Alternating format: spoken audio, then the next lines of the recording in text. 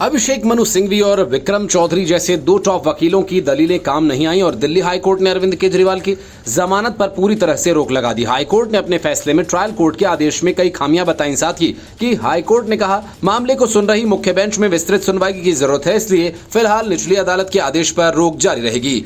High court ने निचली अदालत की भी अपने फैसले में क्लास लगाई और कहा कि हमारा मानना है कि हाईकोर्ट पहले ही गिरफ्तारी को सही ठहराने का आदेश दे चुका है और ऐसे में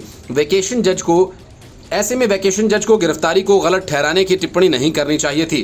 जस्टिस सुधीर कुमार जैन की सिंगल बेंच ने कहा कि ईडी ने हमें बताया कि निचली अदालत के जज ने लिखा है कि उनके पास सभी दस्तावेज देखने का समय नहीं है। अभिषेक मनु सिंघवी ने कहा कि बेल रद्द नहीं होनी चाहिए, सभी बिंदुओं को विस्तार से देखने की जरूरत है।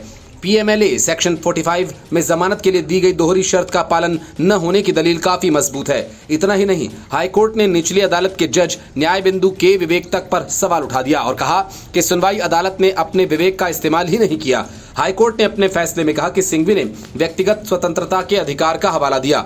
ये भी कहा कि केजरीवाल ने अंतरिम जमानत पर रहते हुए सभी शर्तों का पालन किया, लेकिन वो राहत एक विशेष कारण के लिए मिली थी। उस दलील को यहां रखने का कोई आधार नहीं। जज ने कहा कि केजरीवाल के वकील सिंघवी ने कहा कि कोई प्रोसीड ऑफ क्राइम नहीं मिला, ये दलील भी अभी बेमानी है। मामले को सुन रही हाईकोर्ट की मुख्य बेंच में विस्तृत सुनवाई की जरूरत है। ट्रायल कोर्ट के स्पेशल जज न्याय बिंदु ने 20 जून को केजरीवाल को जमानत दे दी थी। 1 लाख रुपए के निजी मुचलके पर दिल्ली के मुख्यमंत्री को रिहा करने का आदेश दिया गया था। देश न छोड़ने और गवाहों या सबूतों को प्रभावित न करने जैसी शर्तों के साथ अदालत आम आदमी पार्टी के राष्ट्रीय संयोजक को राहत दी थी। गुरुवार रात 8 बजे आए फैसले के बाद शुक्रवार को केजरीवाल को रिहा होना, इससे पहले कि वो जेल से बाहर आते ईडी ने हाईकोर्ट का दरवाजा खटखटा दिया। केजरीवाल ने अपनी जमानत पर अंतरिम रोक के खिलाफ सुप्रीम कोर्ट का भी रुख किया।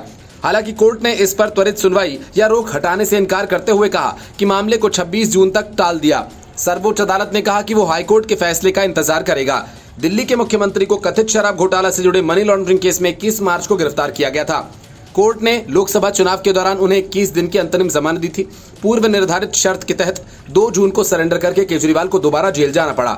आरोप है कि दिल्ली के लिए 2021-22 में बनाई गई आबकारी नीति में शराब कारोबारियों को अवैध तरीके से फायदा पहुंचाकर आम आदमी पार्टी के नेताओं ने रिश्वत ली और इसका इस्तेमाल गोवा चुनाव में भी किया। Bureau report, news of India.